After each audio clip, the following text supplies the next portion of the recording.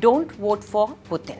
That's one of the last video messages sent by Alexei Navalny, the man who crusaded against official corruption and staged massive anti-Kremlin protests as President Vladimir Putin's fiercest foe. Navalny died on 16th February in the Arctic penal colony, where he was serving a 19-year sentence. Russia's prison agency has said the stunning news of Navalny's death less than a month before an election that will give Putin another 6 years in power, brought renewed criticism and outrage directed at the Kremlin and its leader, who has cracked down on all opposition at home. According to the Federal Penitentiary Service, Navalny felt unwell after a walk and lost consciousness. An ambulance arrived, but paramedics failed to revive him. The service said the cause of death was being established.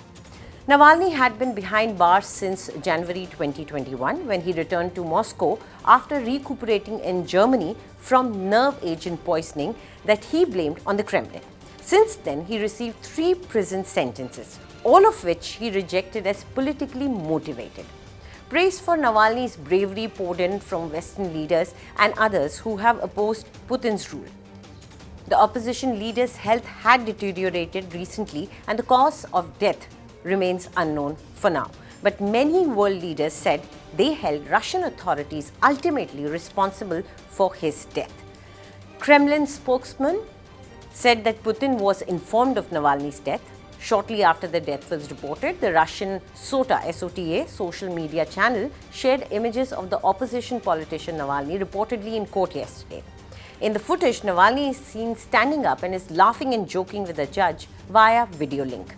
Navalny was moved in December from a prison in central Russia to a special regime penal colony, the highest security level of prisons in the country above the Arctic Circle. His allies decried the transfer to a colony in a region which is about 1900 kilometers northeast of Moscow as yet another attempt to force Navalny into silence.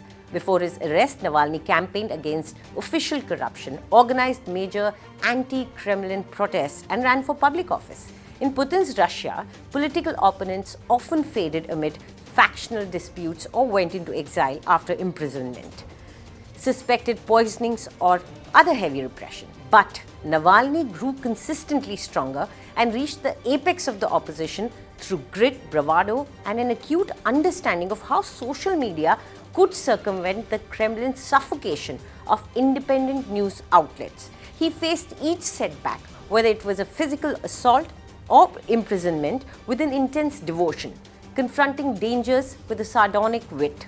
That drove him to the bold and fateful move of returning from Germany to Russia and a certain arrest.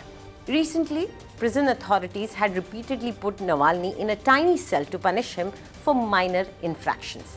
Last month, he said in a statement relayed on social media that he was placed in a cell after officials accused him of refusing to introduce himself in line with protocol. Placement in the small cell means that prisoners are only allowed to walk outside in a narrow concrete prison yard at 6:30 in the morning.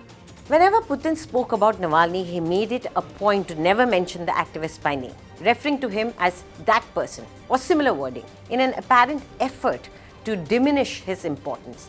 Even in opposition circles, Navalny was often viewed as having a very overly nationalist streak for supporting the rights of ethnic Russians. He supported the annexation of the Crimean Peninsula by Moscow in 2014, although most nations viewed it as illegal. But he was able to mostly override those reservations with the power of investigations conducted by his fund for fighting corruption. Less than a month after the start of the Ukraine war, Navalny was sentenced to an additional 9-year term for embezzlement and contempt of court in a case he and his supporters rejected as fabricated.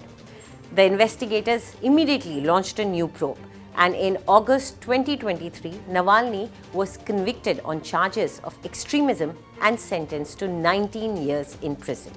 Besides his wife, Navalny is survived by a son and a daughter. Do tell us what you think about this video in the comment section, and for more news updates, subscribe to India Today.